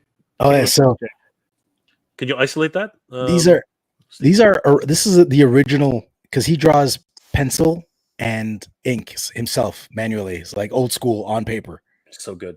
So I'm trying to even that out. Yeah. So there you go. That's It's amazing work. That is So incredible. he does that, and then he ships them off to me. So the cover 4 is currently in the mail. Geez, I'm all backwards. I'm trying to sort this out. There you go. But yeah, amazing. Incredible. Is there any possibility of any original artwork being in a tier for like when you get to issues 5, 6, or 7 and 8? I thought of I was going to talk to Marco about like the next one, the one for next year for to do that. Also playing with the idea of like, what if we make it possible that if you get a tier, you can be one of the characters, like like an extra. Do you know what I mean? Like, Trust me, book. we did it. Right. Ours for it's a winner. People Really? love to have that as an option. Great. What did you? So, if you don't mind me asking, what was the tier for that? What was We called it a draw-in tier. okay? So essentially, you got yourself. They got all the books, right? So basically, they got everything, which would have been the top tier, all the variants, and then they got their image as a character in the book. Nice. I'm just thinking, I was like, for the next 2 scripts, I got to go by. I was like, do I have a good scene where I can put like a bunch of people? So, because I know there's a lot of characters in book 2 that show up, like just people walking around. It'd be fun if like it could be you, it could be somebody else. They buy a tier and like you're a character, and we have a few slots available. Obviously, you'd be limited because if it took off, there's only so much we could do. But yeah, like we couldn't offer it for this latest campaign because it was at the end, so we had to end it with the 2-3 campaign because it's a 5-issue one that we're doing, and so just because of production time and whatnot, we had to have it where it was our second last campaign, or else we wouldn't have been able to include everybody because you needed the backers once everything's finished to send you photos so you could use their likeness. Yeah. Did you do any legal paperwork? Like, you're like, I guess not, because they're paying. No, it's like no, we didn't. Makes sense. Like, it's an option to do it. So, it's an option. Yeah. But like, to be honest with you, if you backed it, that's kind of like a verbal agreement. Yeah. And as long as we're not like a main character, you're fine. Yeah, I've been watching too many or listening to too many court cases, and just people just getting into shit for the dumbest things. So you know what? There's a lot. Like even when you're doing things where you're setting it in a particular city, you have to make sure that someone doesn't have that same name in a certain city. It's really interesting, some of the things that you have to kind of clear through legal. But yeah, and some of the people that we had picked that one were also our friends.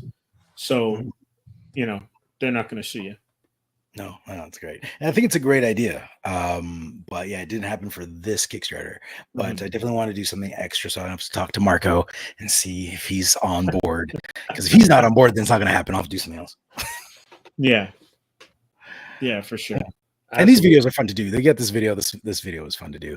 I have to, it's a little bit of work to separate everybody from the panels and then make them because there's actually like all these characters. It's subtle, but they all move. Like the all like in that page. So like this one's not as subtle, as obvious, but like doing that is fun to do. I enjoy it, and I had to teach myself how to use After Effects to make that work, which is fun because like video editing in general, it's something I had to teach myself for the board game channel. So when I went back to do all these effects, I had to teach myself how to do this. And on this one, I went for a lost VHS archive feel.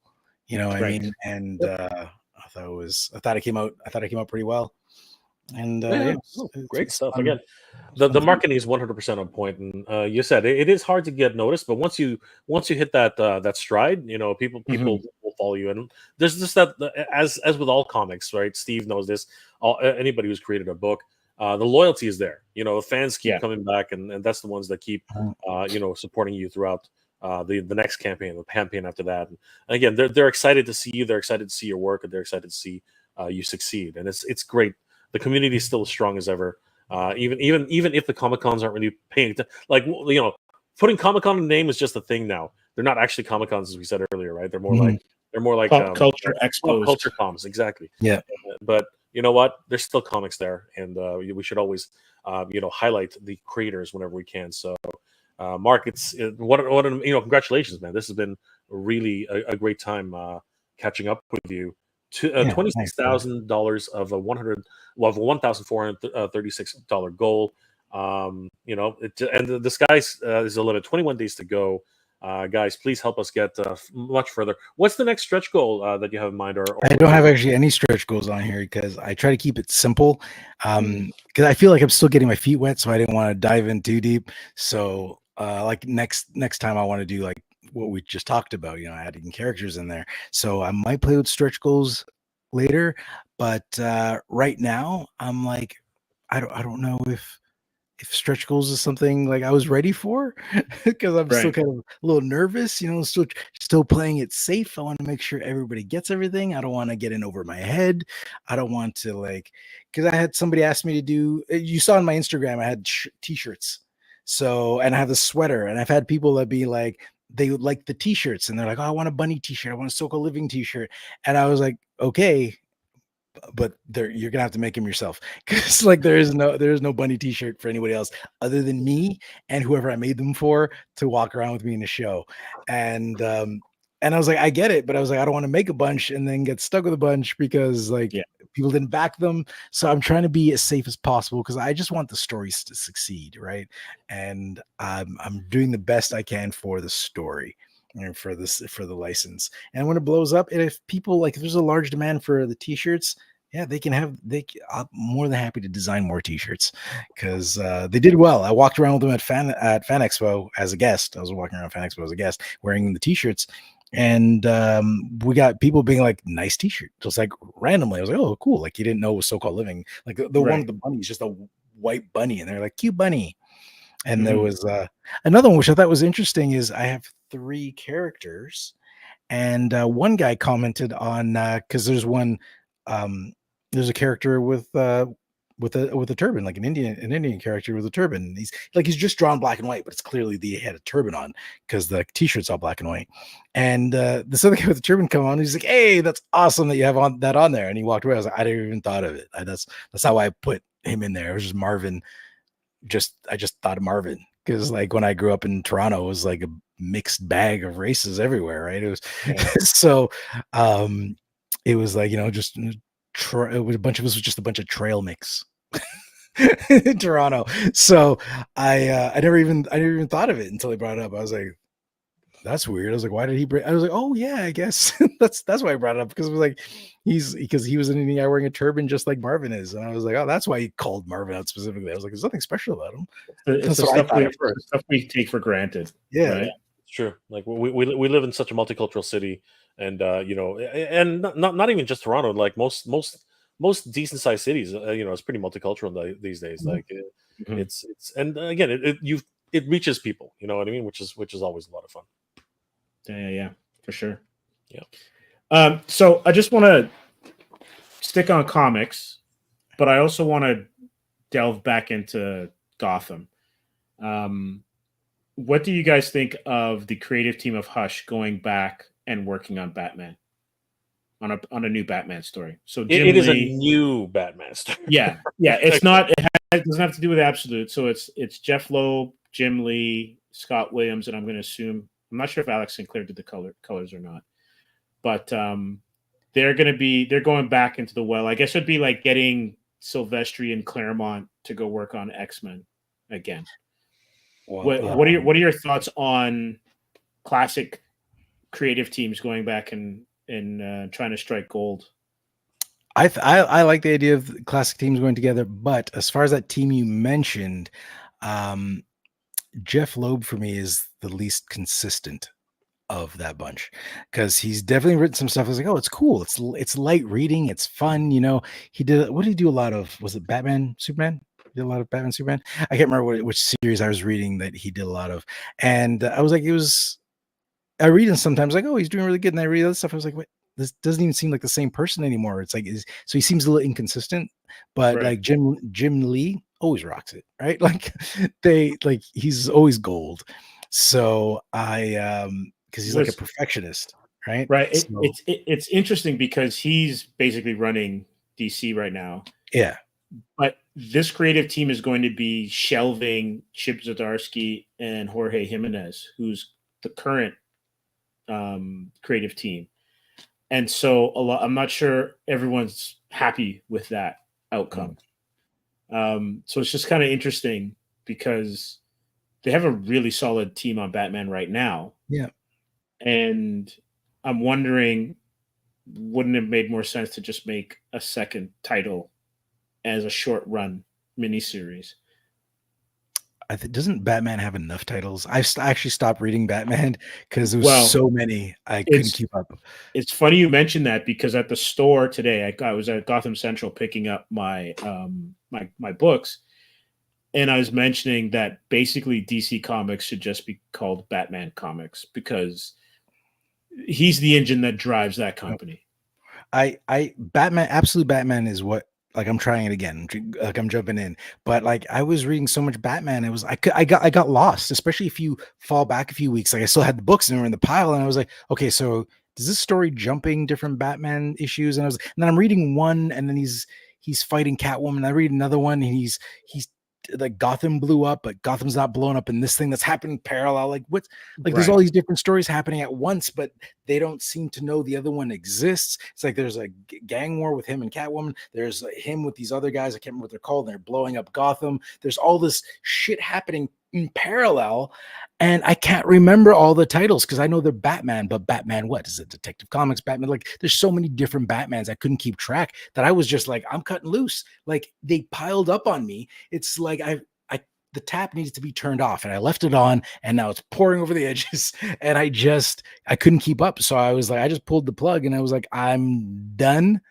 with Batman for a bit until he does something and I can focus on one Batman title, because there's too many and I can't differentiate them. Jay? That was my story. Like, because I was reading so much, and I found, like, if I went, and I have a terrible memory, so if I go back to another comic and unless I just like flipping through the pages, I'm like, what is the one I read before? Was that part of this? No, it couldn't be. That was the story. And then it was like, which story did I read before? I just lost track. So then I stopped. That's my deal. I mean, but I'm giving it another go. You can't have enough Batman, man. You can't have too many Batmans. No. No, I don't mind when creative teams come back. I mean, the new Batman the Animated Series we were talking about a couple of weeks ago, Steve. I mean, like, that brought back the entire animation team from like almost a decade, almost a decade and a half ago. And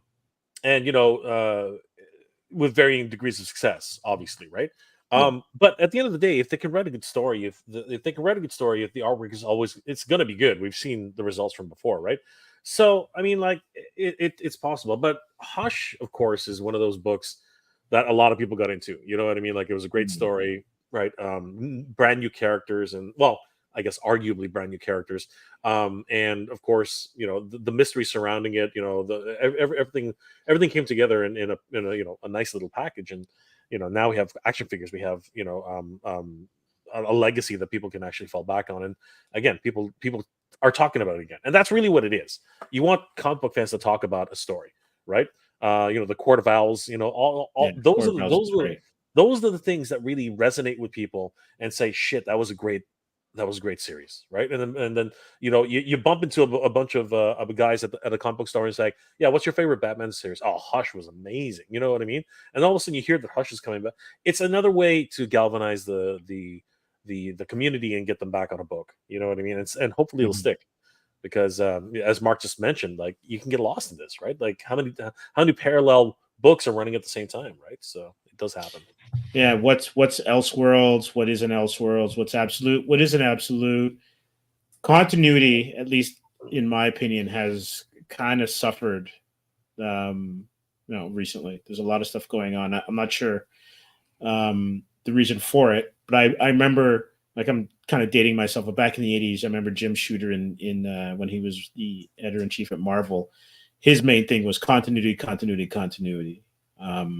And it was kind of fun because you could read an FF book and it could make reference to something that's happening to Spider-Man. in the same month, and you probably bought both issues, and you can kind of cross-reference stuff, right? Or a couple of months off, and it wasn't one where you're like, "Oh, I had to buy a whole miniseries," or they're cranking out the so many. timelines didn't match.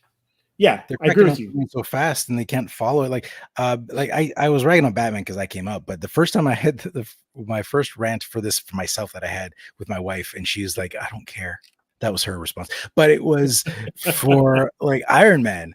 Because like Iron Man and Marvel, like there's like this whole House of X thing. He's playing an important role there, and then they have this like Impossible City storyline that's happening there, and then he had something else going. I was like, wait a second, dude.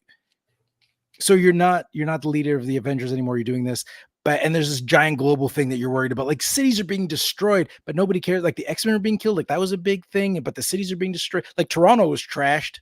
Like things, I was like these huge things happening at the same time. I was like, what? You're just going back and forth like, this is our biggest issue. And then you're on the other thing. It was like, well, this is a big problem. It's like the continuity. It's one thing if like, it's just a slight thing, but it's like they're big global like license changing things, and they're happening at the same time. And for me, that it was Iron Man that was kind of jumping between all these big stories, and he didn't bring one up in the other one. He's like, oh yeah, I'm helping the mutants right now, but I really got this whole other thing where like Toronto is being actually ripped apart and manipulated like a Rubik's cube. But right now I'm gonna pretend to be married to Emma Frost.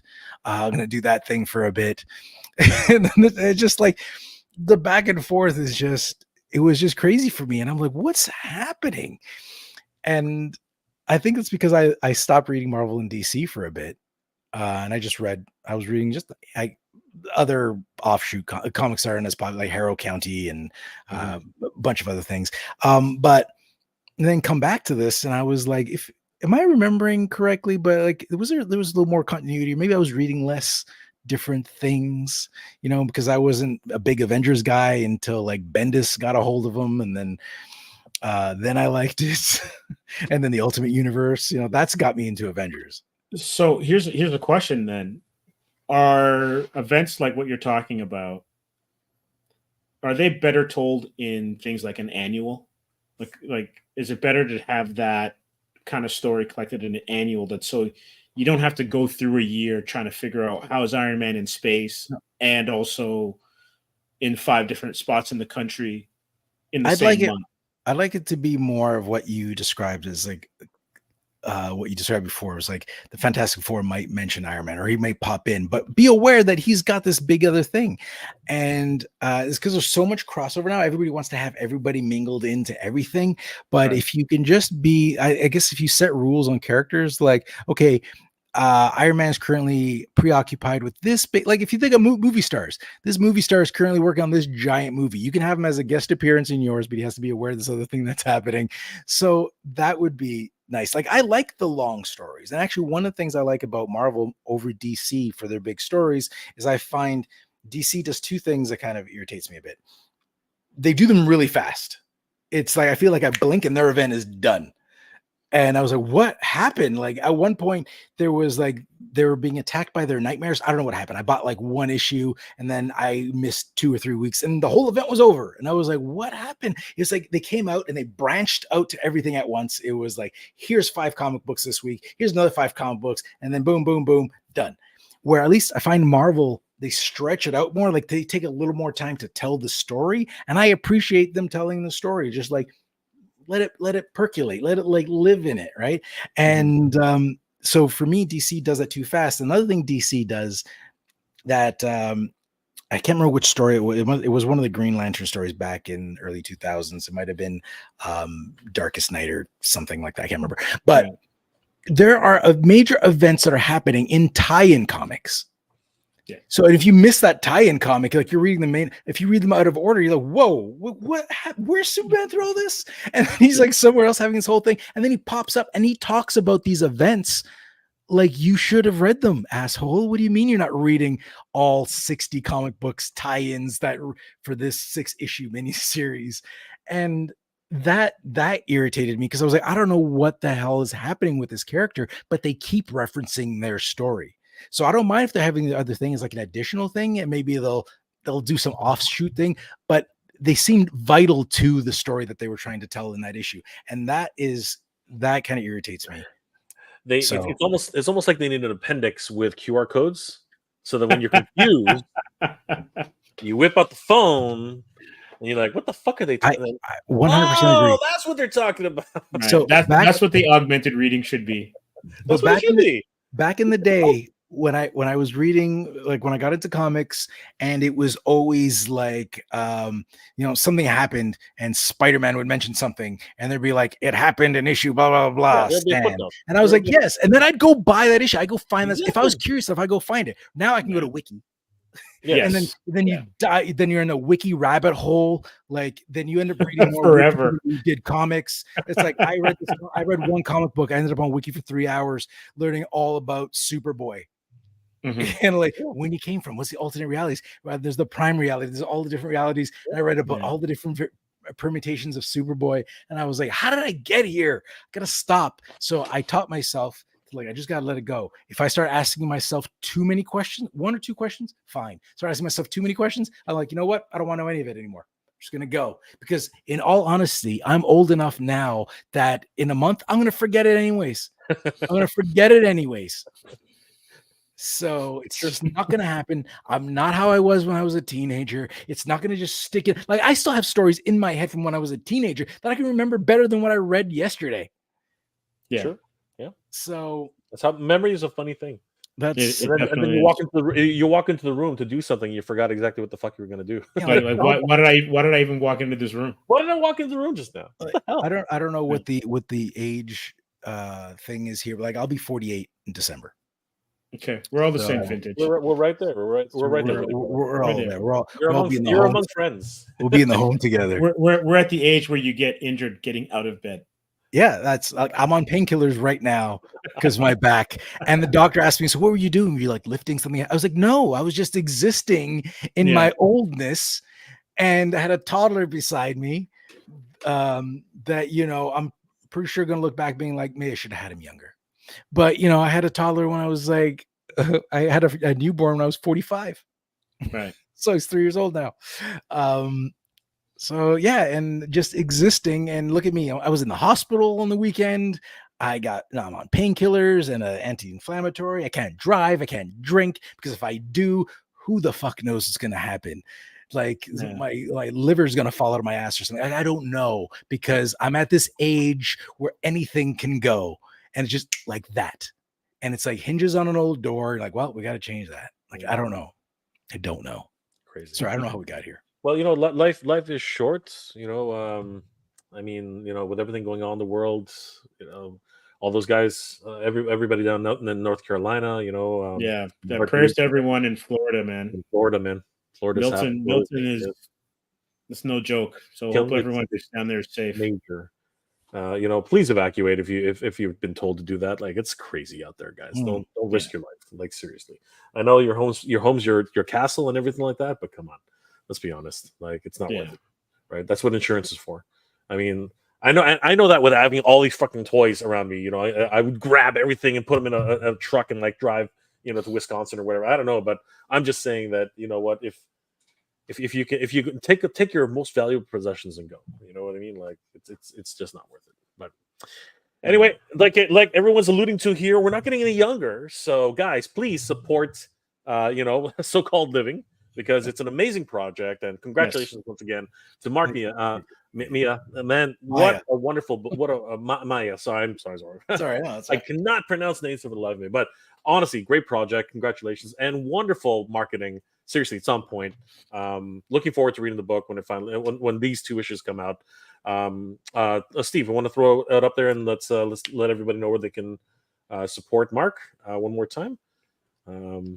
Did I still have it? Hold on. Hold on. I've got it. You got it? Okay. And there we go. Bam. There we go, everybody. Bunch of bunnies. It's a whole bunch of bunnies. Yeah, guys. Great project. Lots of fun. And, a whole bunch of different covers you can pick up. You can even pick up the beefcake cheesecake. It's all good. And they've already hit their goal. And now it's all about just getting more people on board, and it's a fun ride. You guys definitely don't want to miss out. Look up So-Called Living on Kickstarter. They're on books 3 and 4, and you can still buy issues 1 and 2, thanks to their what's the other platform called? It's like if you go to Kickstarter, there's a late pledge for books 1 and 2, but there's also a catch-up package in here. So if you want 1, 2, 3, and 4, it's actually cheaper to get it here. But if you want to read issue 1 for free digitally, you can go to Global Comics. There you go, guys. So definitely back it and get the bunny cover, man. The bunny cover is the best one ever. And the shipping costs are there as well too. So everything you need to know to get caught up on So-Called Living, whether it's issues 1 and 2 or the 3 and 4 that are coming out in this current Kickstarter, everything's here. So I read the first 2, love them. Give it a shot. Help them get, not only where they are now, but much further over their goal, and support these creators. You won't be disappointed. 100%. Yeah. And if I may be a little bit selfish, where's Atrium right now? Because I think Atrium could use a bit of a boost on its last couple of days. I think we're up on. Let me see if I can. I'll toss it up there just really quickly. You got it, Steve? All right. Yeah. There we go, guys. Once again, congratulations to the Atrium team. They're doing. If you want to just close the sidebar. There we go. Yeah, guys, they're getting up to almost $2,000, and honestly, it's been a great ride. Congratulations, Steve! Another wonderful run for this one. They got love the blood face covers. Yeah, that we really are lucky. Marco Rudy did our cover for us. He's doing a variant for issue 5. He absolutely smashed it. That's a beautiful cover, yeah.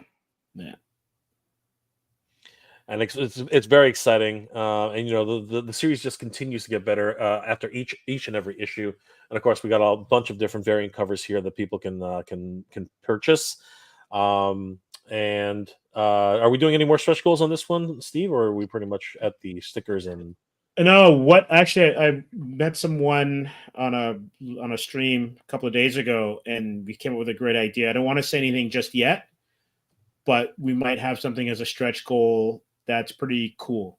So if we can, and we might include it as a stretch goal that is under some of the numbers that we're looking for, because it's so cool. We kind of want to get these into people's hands, so we just got to get stuff figured out. But other than that, we have bookmarks, cover posters, foil stickers, and fridge magnets. But we do have some other really interesting things that are potentially down the pipe, and I think there's 13 days left or 14 days left. Yep, 13 days. Right. So, as high as we can get, we'll be happy with that. Absolutely. Another great project to go check out, guys. Definitely look up Atrium 1 through 5. You guys won't regret it. A wonderful action horror thriller. And of course, as mentioned earlier, So-Called Living. Definitely support both of these independent projects. These guys are working hard and doing some great work. Seriously. Thank you guys for that. And of course, thanks to everybody out here for hanging out with us. Bernie's been on fire. Bernie has been on fire, but I'm going to go back to badass reviews. Good to see you, brother. What's up, guys? How you doing? Yeah. Bernie says that Bernie Zombie could be a thing. Well, he could be. He could actually move. Right? Andrew Davis is yo. How you doing, Andrew? What's going on, Andrew? Bernie, I was reading DC in the 70s, Marvel in the 80s, Image of the 90s, stopped in the 2000s, just picked up today. Yes, with your 23-year, little bit of a hiatus. A little break here. A little break. And I read a little bit of Dark Horse, Alien, and Predator comics. All right, so you were in the 2000s. Don't lie. Yeah. Don't lie. You were dabbling. For sure. Dabbler, comic dabbler. So, Mark, once again, thanks for joining us. Best of luck on the remaining days for So-Called Living. Where can people get you outside of the So-Called Living website? Outside of Kickstarter? The best. Well, if anybody wants to reach out or touch out, do people say no? Reach out. Check out like So-Called Living we're on Instagram, and Board Game Coffee is also me. And that's on YouTube and Instagram. So if you like board games, check that out. So it's a good little channel. Excellent. Awesome. And James, what do you got coming up in the next little while?